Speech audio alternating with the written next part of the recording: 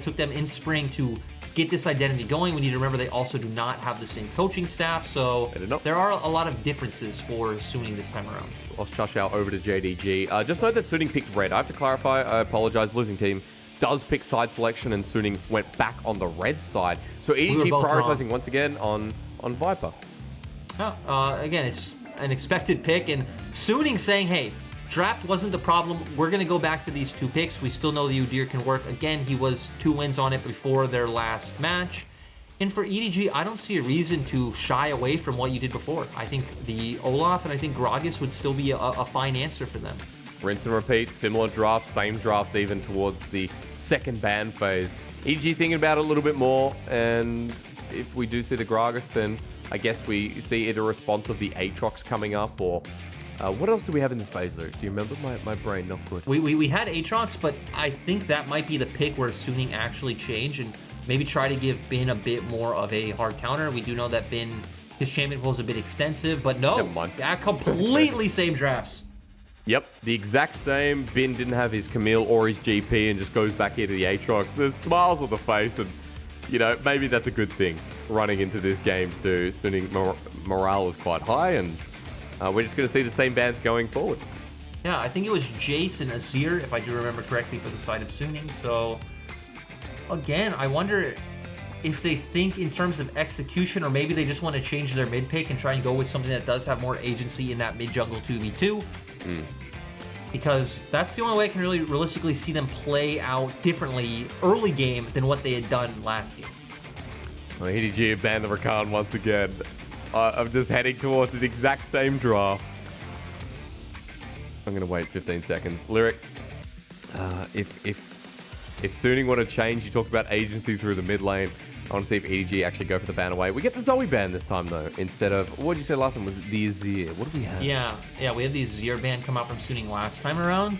So if Suning are going to follow suit right, it would be the Rel pick on 4, but maybe this time around you take away the priority mid laner and you look to counter pick in the support role. You could actually just take away the Orianna from Scout yourself. And again, Orianna is such a flexible pick, but hey, EDG actually read that that's what Suning wanted to do. So they banned that one out. And now there's no obvious answer. You could go to Syndra for Angel. We know it was one of his best champions in 2020. Again, has a lot of really good mid lane matchups. Scout does play some of the niche counter picks, though, like along the lines of the Echo and so on and so forth. So it could be a bit of a riskier pick, but yeah, like that just might signal, hey, we're going to go back towards Zarel. We wanted to pick the Orianna. EDG found that out, and that's about it. All right, so you can't get that counter pick towards mid lane unless Scout preemptively locks it in. Well, I mean, Scout has to preemptively lock it in. Of course. But, you know, maybe we just get like the Azir get pushed down in the end. It would be insane. They just don't pick a mid laner and all hysterics and you're 500 IQing us. But the Syndra we talked about being hovered right now, it is the first thing that jumps out to my mind in terms of what is best that's left open. And in terms of, actually juking us at the last second and going for the Alistar. In terms of what else is left open, there isn't too much that comes to mind. We would have something along the lines of the Galio, which we've seen picked into it quite a bit. If Suning wanted to go that route, you could have the Galio kind of shadowing alongside the Udyr. The other thing, I guess, would be something like the Twisted Fate, which, once again, you're going to lose the laning phase up against the Syndra, but you're providing that global pressure. And that feels like that might be where you need to index into, is going with something that can give you pick potential, because EDG are just way too strong in these kind of front-to-back 5v5 team fights, but it seems like Suning don't want to get away from it. I want to add that scaling element. What would come with Suning's Azir, putting it back onto Angel. Remember in his last series, he just picked up a pentakill, and Angel returns to the Azir that was banned away in game 1.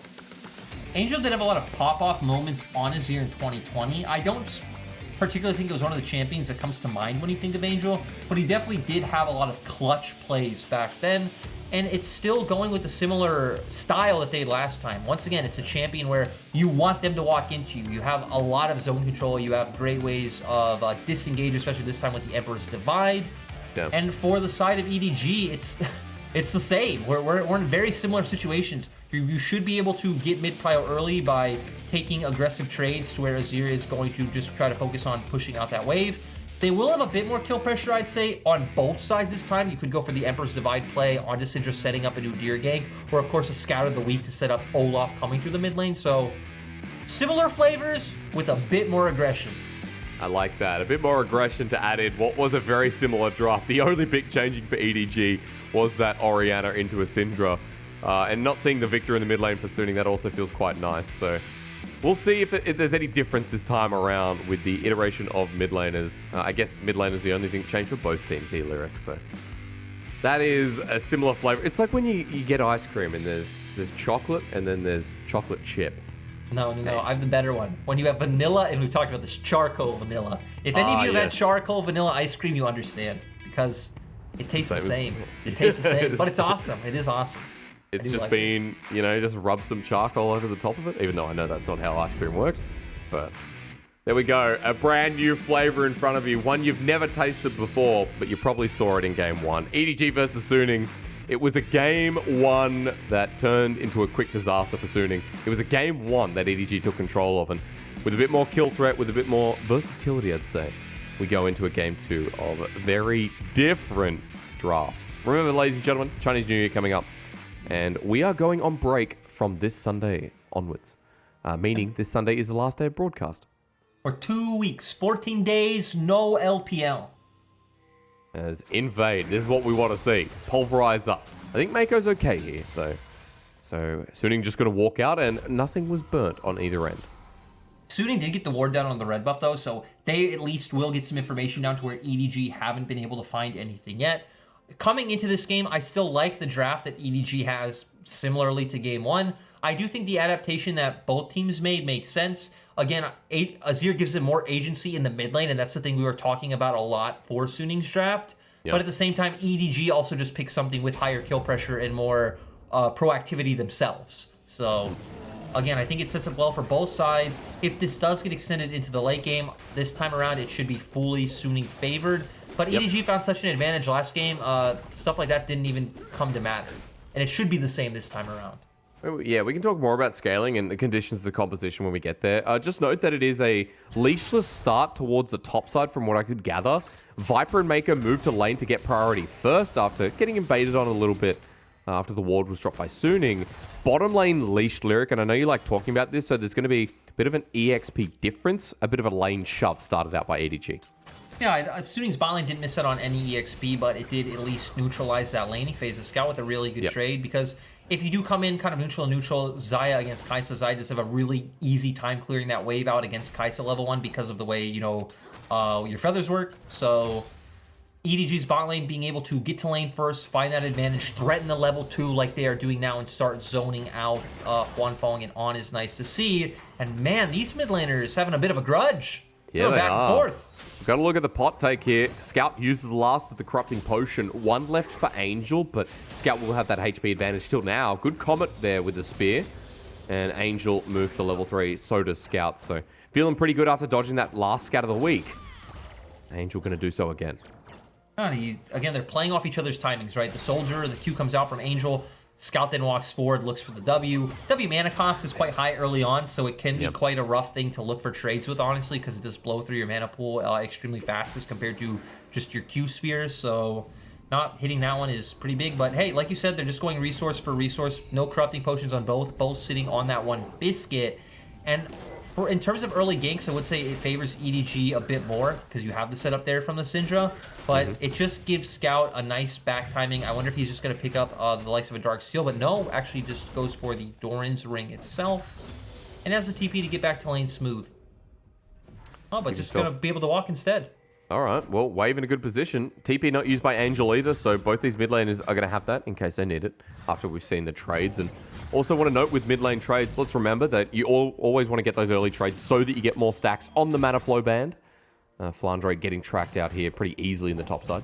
The thing that's interesting about the mid lane matchup is now Scout obviously comes in with a full resource advantage, also technically a small item advantage with that Doran's Ring. So he actually should be able to put some threat onto Angel and potentially even force Angel to have to blow his TP and gain that TP advantage in the mid lane.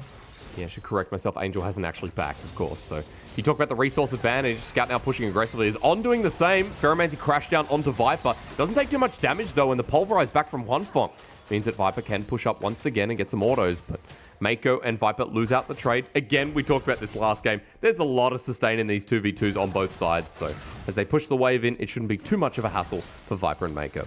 And Huanfeng and On are playing off the wave state of their bounce back, right? They built up the slower wave. I'm guessing Viper and Mako maybe feeling a bit dangerous to play far up because we saw that Olaf was on the top half of the map. And they're not able to take a trade into a double stacked minion wave. And I love it. We see Scout get another recall once again, actually able to buy the tier this time, and Angel again still sitting under turret. So Angel now probably going to go for that recall, and again, might have to burn that TP. Scout's going to have a massive tempo advantage. He could instantly just push that wave into turret if he does spam his abilities on the wave as well. Been really nice timings from Scout. You know, still having the TP at 5 minutes in the game. Not something you normally see when mid laners have been this busy with each other. He's moving up, and you can see Angel moving from base now. Scout waiting, not actually pushing the wave for now. It's slowly making its way towards the turret, as Jeje is going to use this kind of window to start the dragon, and Viper and Mako stop the backs in bottom lane as well. This is nice wave positioning from mid and bot.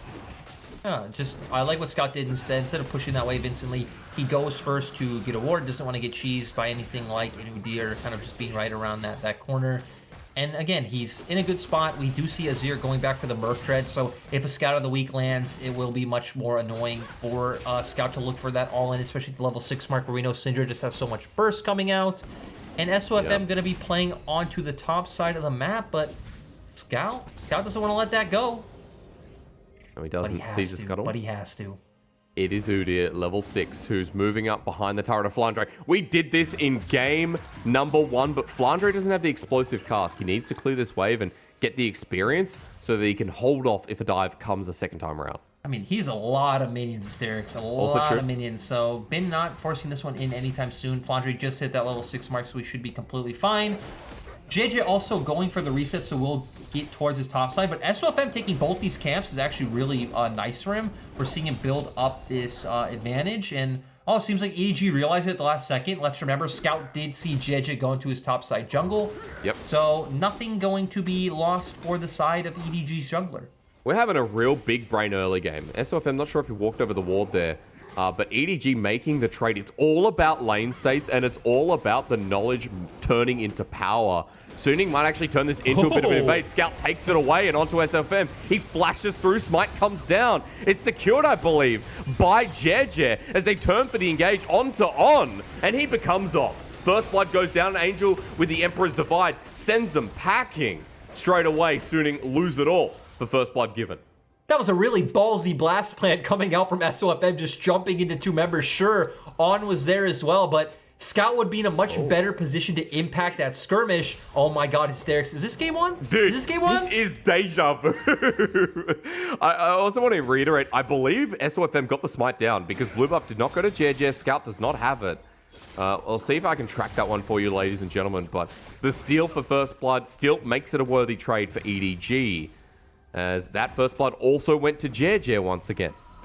Again, we are mirroring game 1, but I agree with what you're saying. I really like the way we've seen this early game played out for both teams. It's been slower in terms of kills, but I think we've seen both teams transferring pressure really well. Again, that blasting plant, in my opinion, a bit questionable. Scout in a much better position to impact. Oh, and it does look like SOFM was actually able to get his blue buff. Scout of the week put it against the wall, and he had the range. But still, they were able to pick off On. They are able to force out the Emperor's Divide from Angel. And they are the ones moving to Herald a bit late, though. It does look like Xayah and Kai'Sa should arrive here at similar times. But Flandre is not in a position to really be able to impact. He's not. He's coming from the wing, but it's already at 1400 as Flandre moving in, waiting once again. Good scout of the week onto On. And this name forever going to get me as SOFM gets the Herald successfully. They're going for the engage. Mako absorbing up. On into the backline. Viper takes him down. EDG do not have this fight as Ben is in the World Ender. It's a Flying Dragoon as into Jeje's little World Ender himself. His end is nigh. Ben against the wall, sends him back to the turret. Scout, that was gorgeous. As Viper has to deal with 2 versus 1. The blast code over the wall, he didn't want that. He doesn't have a flash anymore. Save me, he says, as he tries to take Angel on the way back. EDG have abandoned him, and SOFM will get the kill. I just feel like Suning, had much superior positioning. They kind of had 3 angles you needed to worry about because Flandre had to worry about the members on Herald. The other members also had to worry about that same stack, and then Huanfeng also had a different angle coming from the red buff jungle ramp. So it was very hard for EDG to look to take a fight. There were too many angles they needed to worry about. Flandre wasn't in a good position. We will see that here. Again, you have these 3 core members here having to worry.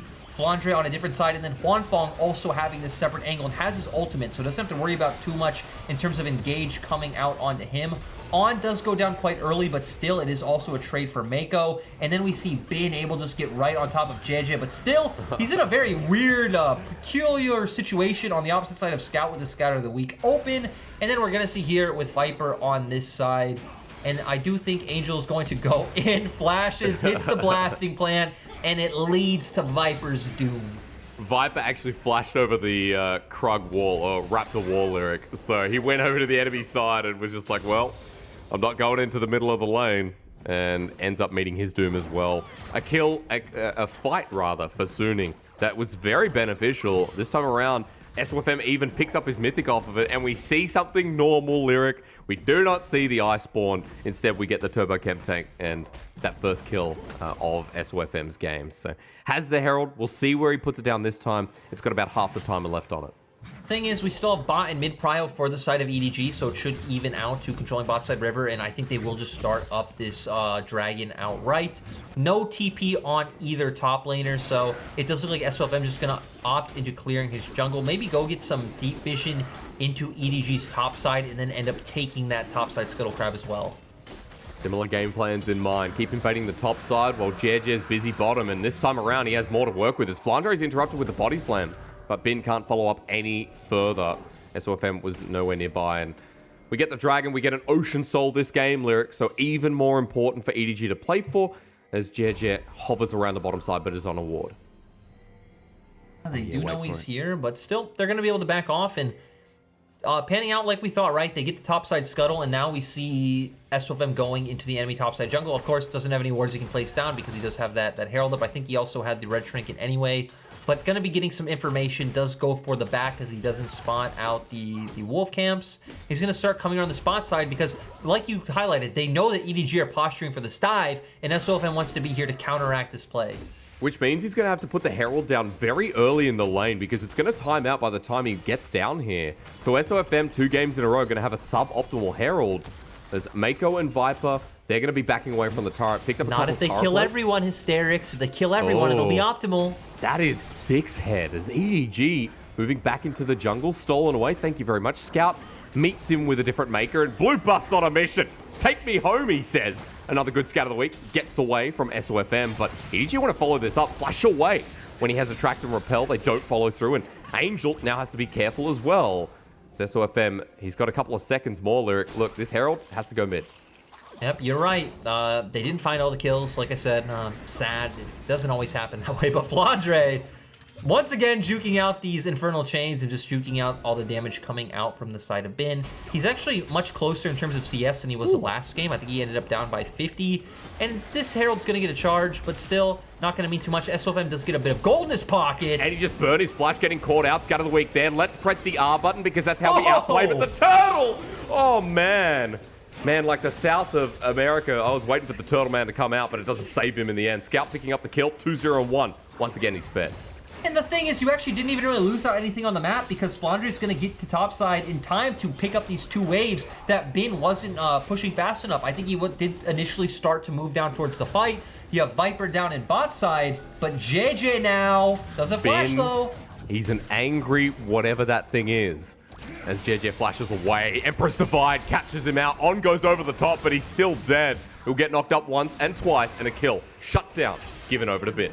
He accepted his fate at first. He got ulted, and he's like, well, I'm not going to move. And then he realized it's going to take too long. Started to wiggle around a little bit, goes down in the end. But I agree, and this was one of the plays we highlighted for Suning this game, right? It's one of the nice things about having this here. You can battle back for the wave control, and you have a bit more kind of agency to look for aggressive plays with these Azirs. We've been seeing a lot of really aggressive Emperor's Divides in our recent Azir games. Scout having a bunch of them up against V5 where he was a main initiator for the team. So again, it's really cool to see more of a fight back this time around, but still EDG have stacked those 2 dragons. So they're on their way towards that soul point with that next one.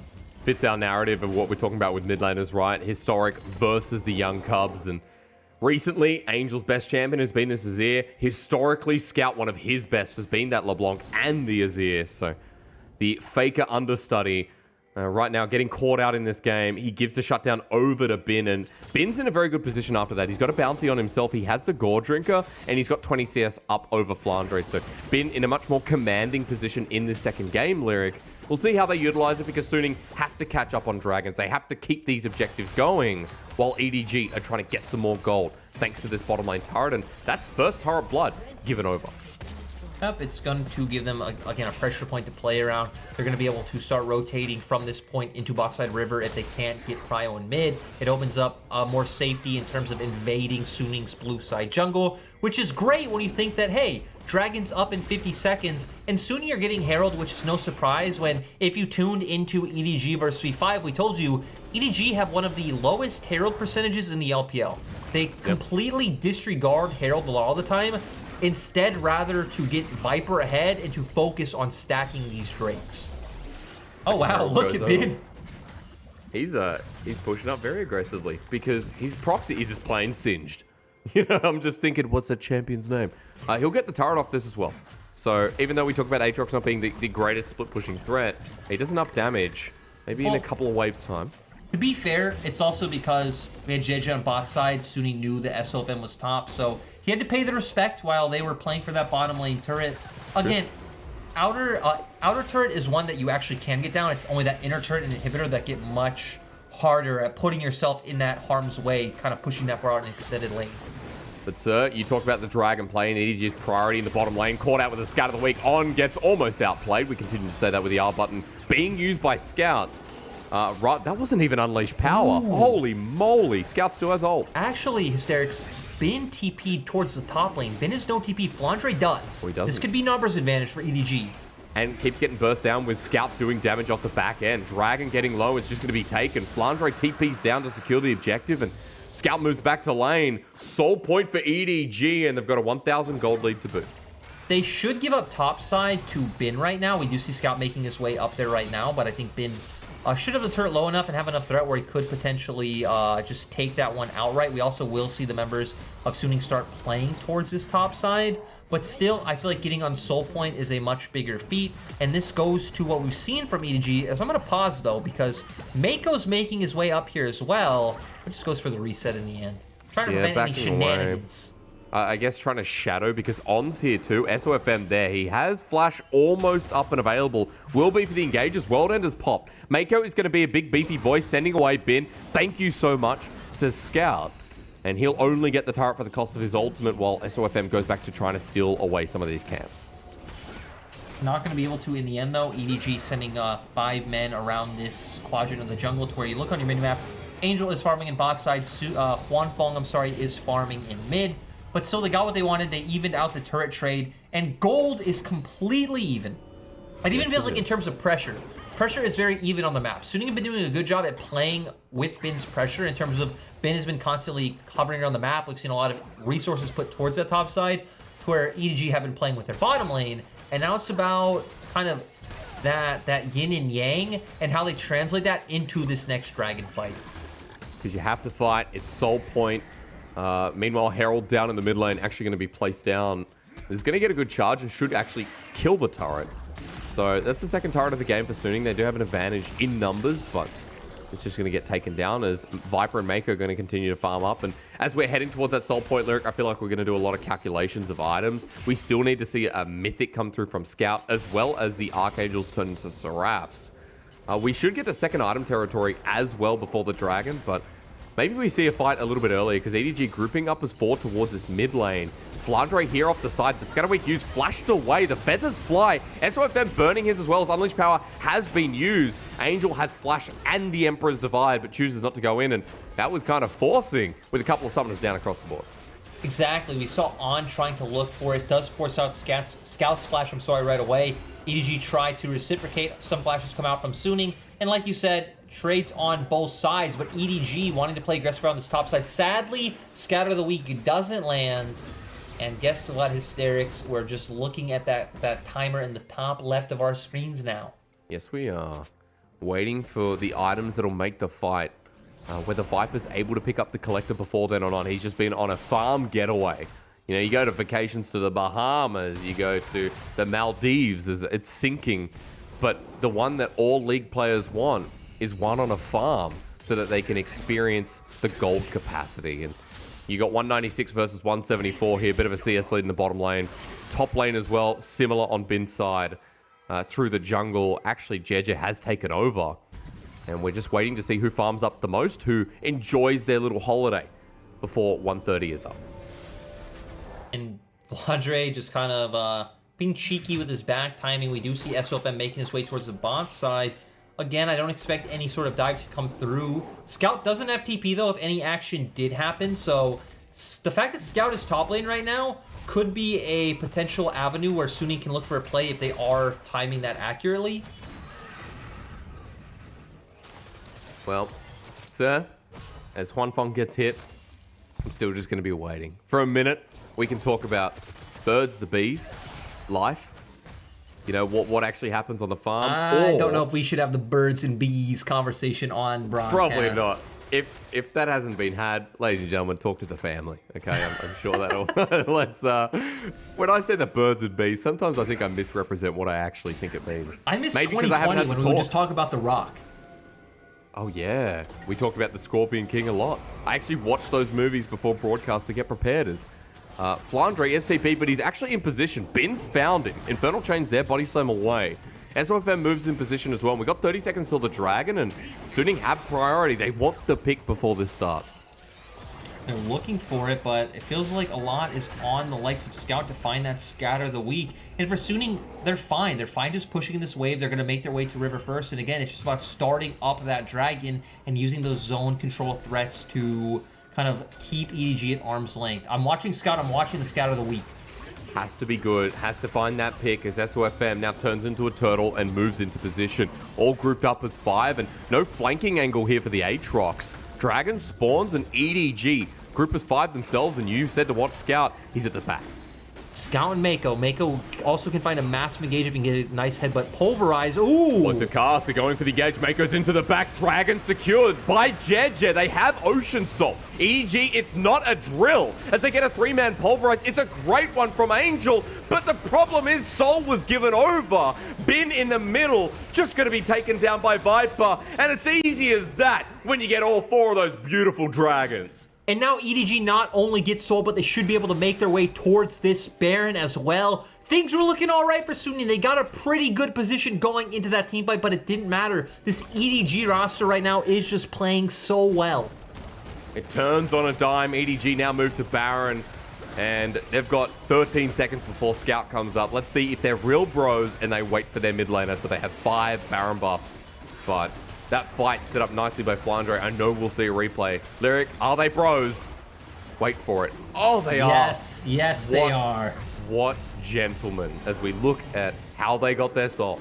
I really like the way that Flandre waited and used his explosive cask here to separate the team, doing it preemptively as well so the team can try and get onto the Dragon Soul. Oh, really nice headbutt coming out from Mako as well, just making sure that JJ can secure this one. On goes on right away. Oh my god, massive headbutt pulverize coming out from Mako once again.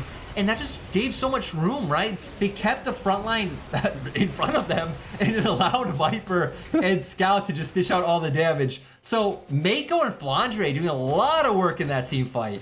A lot of heavy lifting, makes it easy for Viper and Scout. And, you know, this is why we're complimenting Mako in Game 1. Complimenting the way EDG have been fighting in this series in general. The 6-0 team in the LPL, if you haven't been watching, this is the best team right now as JJ getting chased down, but Bin gets low. Heals up with Gordringer. Viper flashes away. Suning have found a pick, even with the Ocean Soul. Viper's going to go down. Bin getting low on the backside, rather on. As in goes with the scat of the week. Bin trying to find the follow-up as well. Mako's here to dissuade. They're poking them down, and Suning do find a pick, but Scout isn't giving up as Flandre re-engaging, waiting for the body slam. They get the pulverize once again. SOFM flashes over the wall. Scout in an awkward position as Bin gets the infernal chains. Scat of the week at the ready. Waiting is he. Has the range almost there and makes it to give Mako the kill. On in the escape path as well, and even after the good pick from Suning, it doesn't matter, because with Ocean Soul and Baron, they're going to keep pushing. Yeah, really nice play coming up from them. I'm not sure how Viper ended up in such an awkward position for himself to be in, But EDG, again, they made a great use of time. We saw a lot of good Scout of the Week, Scout managing his distance tethering quite well. And Mako and Flandre have, again, just been buying so much space, creating so much chaos. Ooh, and Mako actually just gonna bait them a little bit. It's gonna even out to the inhibitor. But guess what? Viper's already up. They can look to turn to one of the side lanes and start breaking down these structures because both turrets still up in top side, the inner turret down in bot. It's time to start opening the map for the side of EDG. And taking everything in between as JJ's doing right now. Mako hovering alongside with him, and now that Viper's alive that you mentioned, after they clear these wards, they've got an outer turret on the top side. They've got a lot of resources on the map to actually take right now. For EDG, this Baron buff is going to be a huge gold injection as we watch how Suning found the pick again. Yeah, so Mako and Viper are the ones to engage on to bin. The Gore Drinker came out early to get him right back to full HP. And all of the members of Suning are able to get there before the likes of Scout and Flandre can arrive. He goes down, but again, keep your eyes on to the likes of Scout. Mako and Flandre forming this protective wall right in front of him, not allowing Bin or SOFM to get past them. It's giving Scout a lot of breathing room to play with. JJ also running forward to force out SOFM's flash. And again, this like 3-man wall in front of Scout runs back. Nice flash coming out from Mako, chained with the Scout of the Week that Scout had already thrown out. And again, it's just nice play. It's just a good understanding of what formation they need to take in this moment. And it feels like a lot of it's from the fact that these are all veteran players. These are all players who are very accomplished and have played at the highest level. That's right. Players that people would expect to see on the world stage. I mean, Flandre's never been there. JJ as well, of course, hasn't been to the world stage. And unless I'm wrong there, Lyric, I'm going to check that a little bit later. EDG coming to a point now, though, where they're trying to close this game out. 5k gold lead, they've got the Ocean Soul. Elder is available in a minute 30. Baron timer lines up perfectly after the fact if it gets to that. And EDG grouping up once again, as we talked about with the game 1 comp, game 2 comp as well, forcing the 5-man and using the numbers. Exactly. They don't need to play out this multi-lane setup. They don't even really have the comp to do it. It's very much just 5-man, like death ball, run at them together sort of composition. They're just going to whittle them down as Bin looks for an angle. On gets the engage, though. Magnet Storm lands on 3, but the headbutt pulverized once again from Mako dissuades him. He bops back Fong, who gets the Blade Caller, but Bin needs to secure here with the Gore Drinker healing up. JJ runs back in, Mako for the engage onto SOFM. Blade Caller flies again as Angel sends him in. Onto Mako, they'll lose the support as Angel's running for his life. JJ locked up as well, and now it's only Scout and Flandre. SOFM on the chase against this Syndra as Flandre bops away. Good body slam while Scout cannot be underestimated. Got a lot of damage on this kit. EDG, they've lost 3. They overpush. It might not be the V5 series, Lyric, but it feels very similar. Scout going over a ward. Ooh, Flandre though. Okay, he's going to be able to walk past. But yeah, the thing is, in that exchange, we just saw the benefit of how much range Suning have. They have good wave clear. They have a Azir and Zai. It's almost going to be impossible to siege down those turrets. Rel went in to buy them time. They were able to burst out Viper quite easily because, again, Viper has to play forward to go aggressive. Fong and Angel will both be able to hit him in that range. They were down to only one primary damage dealer, and it led to Suning win the fight. EDG need a fight outside of base around a neutral objective to be able to close the gap to get in range to burst out the members of Suning. And it means that Suning come back and they actually have priority on the Elder Dragon, but they have to survive the fight. Flandre ready to go on in as Mako head first at level 11 Alistar. Fong off to a side position, and EDG willing to take this up with the Ocean Storm, but that's a 2-man Scout of the Week. Lines him down, Explosive Cask as well. Scuttlecraft will be taken as an afterthought. EDG have a health advantage, of course, and Suning have to decide whether they want to go in.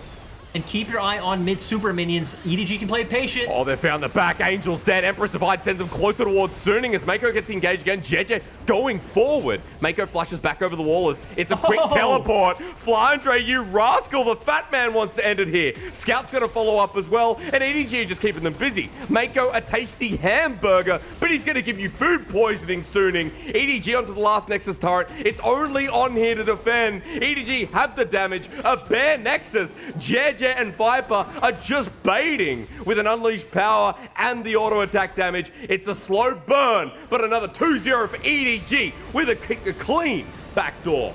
I love how they choose to win it in style. They find the pick onto Angel. They can take the team fight. They can probably win the team fight. They don't care about that. I'm watching player cams. Flandre is talking up a storm. You can tell he's calling for that backdoor. And again, they can win the easy way, they can win the team fight. No, they want the pizzazz. They take the back door. I loved watching the other 3 members buy time. And like you said, I feel like we're seeing a lot of coordinated gameplay out from EDG. We're seeing a lot of smart decisions, and we're seeing a lot of like pristine team fighting coming out as well. Well, a great way to end the series, and at the very least, you know, that took a while to get down the Nexus turrets, but Flandre and Scout making the decision. Feels good to see EDG in this form, now 7-0. EDG are the best team in the LPL right now. Forget Top Esports, forget JDG. EDG at the top of the standings. They look like the best, and this is one of the cleaner series. We have to remember that, you know, you talked about it in the break. It was against V5. There are a lot of questions. We've had a game against FPX. The OMG. Individual game losses. Yeah. Yeah, OMG right now sitting with no wins, and OMG took a game off EDG. So there have been question marks about how clean that EDG can take series, take games. They had a very slow game time, things along these lines. But as a lot of the EDG members have said in their interviews before matches, hey guys, we're still not at full strength. We're still a new roster playing together. We still can improve. And it feels like we're definitely seeing that. I like that you highlight